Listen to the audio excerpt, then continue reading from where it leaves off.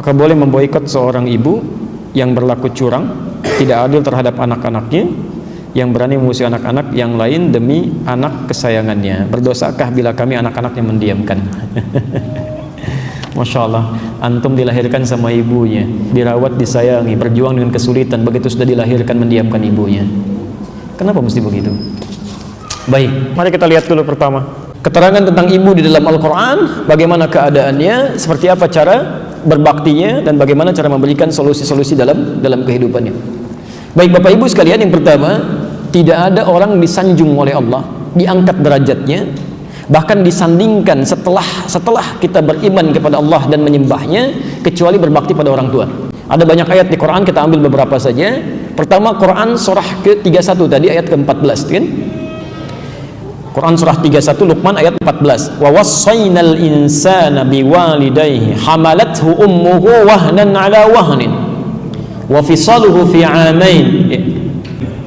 Perhatikan kalimatnya, dan kami wasiatkan pada setiap manusia. Dan kami wasiatkan, Allah memberikan wasiat. Ya. Saya mau tanya sebentar, biasanya kalau Bapak Ibu dengar kata wasiat, yang terbayang di benak kita apa? Pingsan, mau meninggal. Saya mau tanya, Allah pingsan nggak Bu?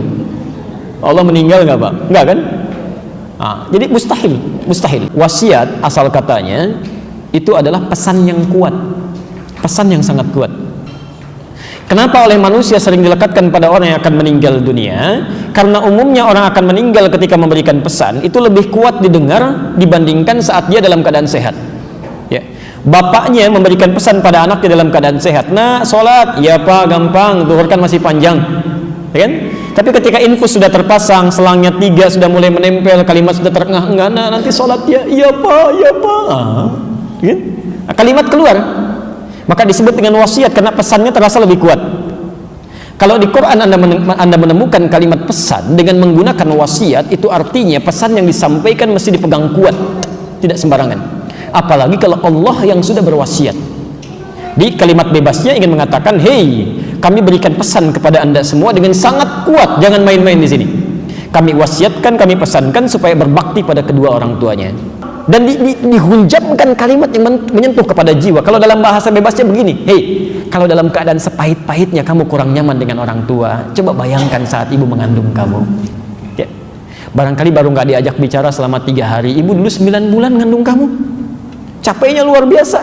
Di Quran surah 7 ayat 189 tadi, maka tatkala kandungan semakin besar, miring kanan susah, kiri sulit, luar biasa, yang penting bagaimana caranya dia selamat. Masya Allah.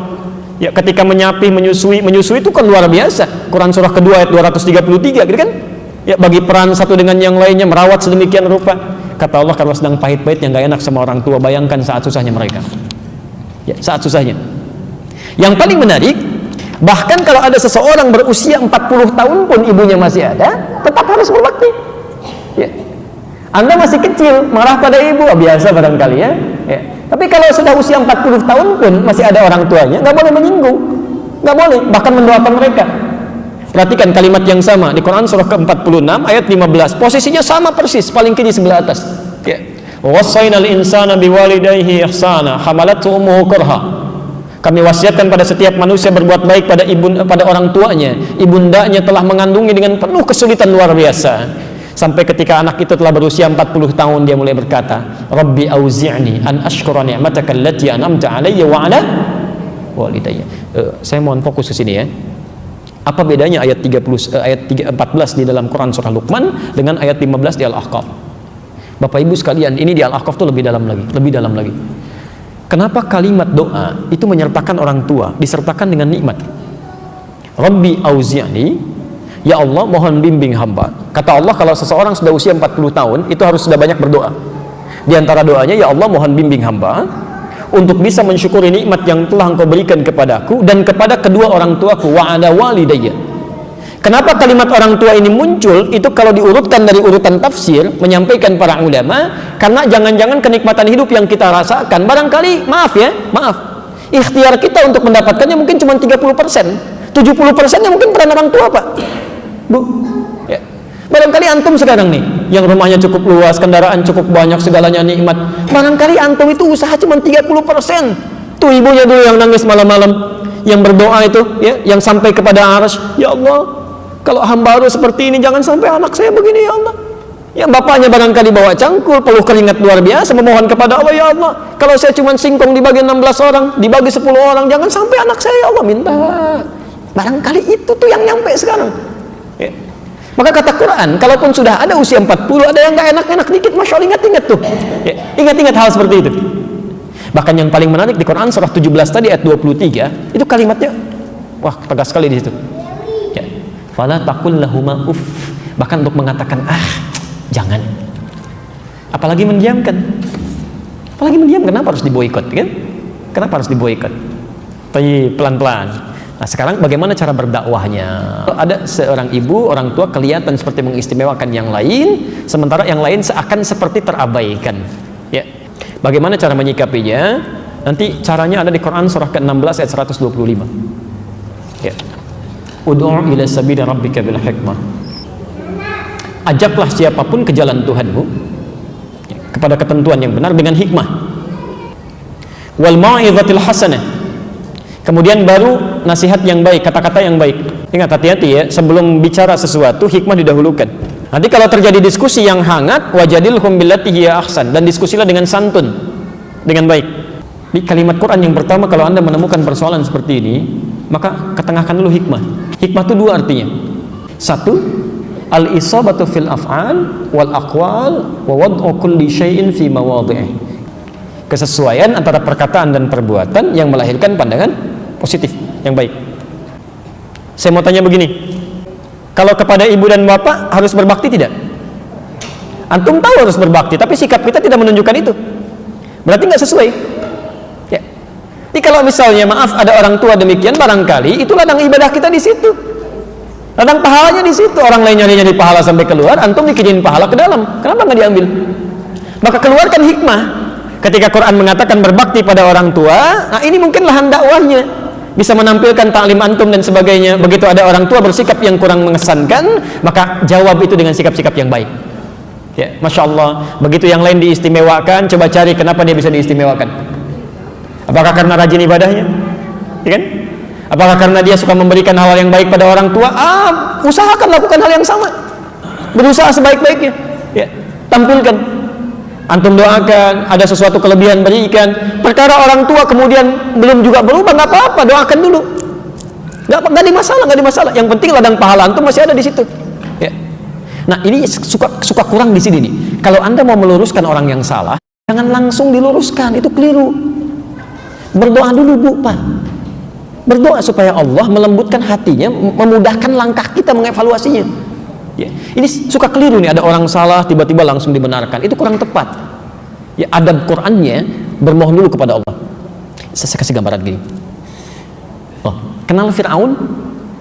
Fir'aun itu jahatnya luar biasa, ngaku Tuhan, bengis, raja yang luar biasa. Tapi Allah sayangnya, Masya Allah, sayang benar sama Fir'aun tuh ya. Sebelum nyawanya sampai di kerongkongan, dia tidak boleh bersikap seperti itu, harus kembali kepada tuntunan yang benar. Saking sayangnya ibu bapak sekalian, dikirimkan dua nabi itu, kita aja cuma satu.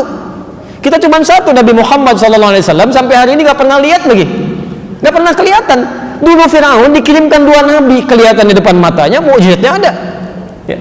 Tapi yang menarik, sebelum dikirimkan kepada Fir'aun, Nabi Musa, diantara nabinya Musa dan Harun, itu bermohon kepada Allah. Lihat doanya, itu sebelum berdakwah. Rabbi syrahli wa yassirli wahlul 'uqdatan min lisani yafqahu. Allahu Akbar. Itu sebelum berdakwah. Dipaham Musa, Fir'aun ini bengis. Kalau kalimat itu ditujukan kepada nabi nggak enak, tidak lapang hatinya, itu gampang berdoa kepada Allah, selesai masalah ya Allah, ini Fir'aun ini menjengkelkan sekali, wafatkan aja sekarang. Wafat dia. Cuma tidak ada hikmah untuk kita sekarang ini, tidak ada contoh. Makanya berdoa, Rabbi syrahli sadri, ya Allah tolong lapangkan hati saya, supaya saat menerima respon-respon yang tidak menyenangkan, saya sudah bisa nyaman. Mohon maaf ibu bapak sekalian, persoalan terbesar ketika kita tidak bersikap baik bukan karena orang lain, tapi karena cawan hati kita itu terlalu sempit ya. Anda punya gelas, kasih air, kasih garam ya, satu genggaman, apa rasa airnya? Asin. Tapi kalau Anda lemparkan garam itu ke satu kolam yang luas, apa rasa airnya? Begitulah keadaan hati kita. Kalau hati kita lapang luar biasa, masalah kecil aja gampang kok, gak jadi besar, dan masalah besar jadi kecil ya. Tapi kalau cawan hati kitanya kecil, Masya Allah, rumit. Jangankan masalah kita sendiri, masalah orang aja dipikirin. Coba cek tuh di media sosial, banyak orang yang tidak ada kerjaan, masalah orang lain dikomentarin, komentar sini, komentar sana, yang paling tidak menarik celak sini, celak sana, itu gak ada kerjaan, gak ada kerjaan, itu bermasalah semua itu, ya, bermasalah semua. Ya, hati-hati dan cenderung membawa beban, gak bisa tidur ke bawah-bawah kan. Jadi kalau Nabi Musa saja sebelum datang ke Fir'aun berdoa, wa yassir li amri, mudahkan urusan saya, maka kita yang bukan Nabi harusnya lebih banyak berdoa dulu. Bangun malam. Ya. Saya kemarin pernah kisahkan itu waktu kami ngasuh pesantren di Lebak Bulus, itu ada seorang ibu Pak, ini kebalik kisahnya, ibu sama anaknya sulit luar biasa, diajak sholat susah, kadang marah macam-macam. Datang, saya bilang Bu nggak usah didoa, ya nggak usah diingatkan dulu, doa dulu lah. Bu sholat malam tahajud, berdoa di sampingnya, minta sama Allah, minta yang khusyuk, coba nangis.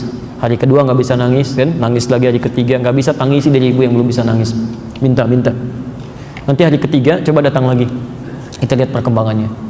Hari ketiga Pak, tiba-tiba dari jauh datang bawa nasi uduk pesantren, kencang, Ustaz katanya, Masya Allah, santri kita pada keluar lihat kan. Kenapa Bu? Alhamdulillah anak saya sudah sholat. Ternyata di malam ketiga setelah berdoa itu, ternyata anaknya bangkit dipeluk ibundanya, nangis luar biasa. Maafkan saya Ma, katanya, saya menyakiti Mama sampai menangis tiap malam saya dengar itu.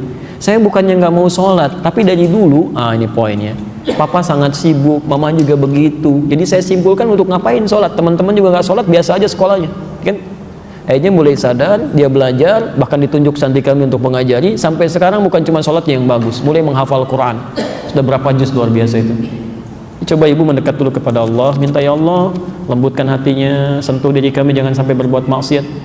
Karena ridha Allah pun diturunkan pada ridha orang tua. Tadi sudah disebutkan hadisnya ya di Al-Adabul Mufrad nomor hadis yang kelima, kan?